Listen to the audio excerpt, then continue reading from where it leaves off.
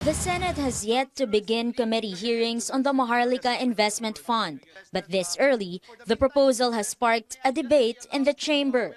Senators clashed over which committee should lead the hearings. Since the bill seeks to create a government-owned and controlled corporation to manage the fund, the minority wants the Committee on Government Corporations and Public Enterprises to be the primary committee. The panel is chaired by Senator Alan Peter Cayetano, who considers himself an independent. The primordial objective of the purpose of this bill is to create a mutual fund, which falls under the committee of Senator Mark Villar. The more critical here actually is the Maharlika Investment Corporation.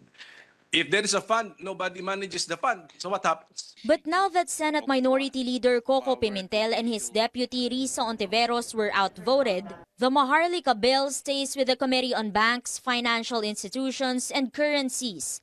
The chairman, Senator Mark Villar, an ally of President Marcos and the one who filed the Senate bill. He will now set the hearings, he will invite the resource persons, and he will take the lead in writing the committee report. In an interview on The Source, Pimentel says though he believes it's a mistake, the majority's decision should prevail.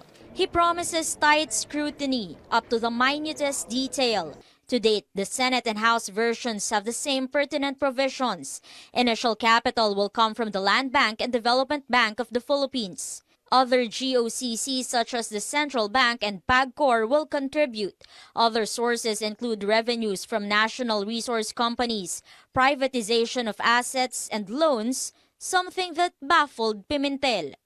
How will we fund this investment fund? Mangungutang. So this will all lead to additional debt for each and every Filipino. So baka dumoble pa yung utang po natin per head. The House has a re-engineered version which has yet to reach the Senate. Pimentel says it's proof it's not a well-thought-out bill.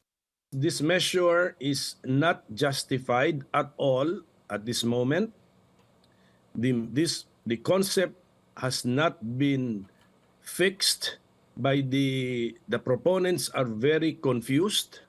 So therefore, we can do better things with the time of the Senate.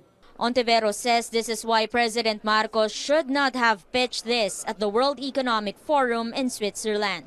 Sobrang premature kasi wala pang ipipresenta noon eh. Nagmukha tuloy amateur ang presidente natin.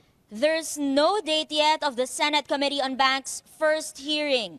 On Monday, senators will meet with economic managers to discuss the Maharlika Fund. Senator Sonny Angara says all senators were invited. I want to hear what Secretary Ben and our economic managers have in mind when they pushed for this sovereign wealth fund.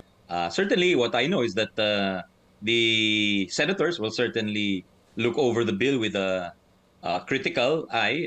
Eimor Santos, CNN Philippines.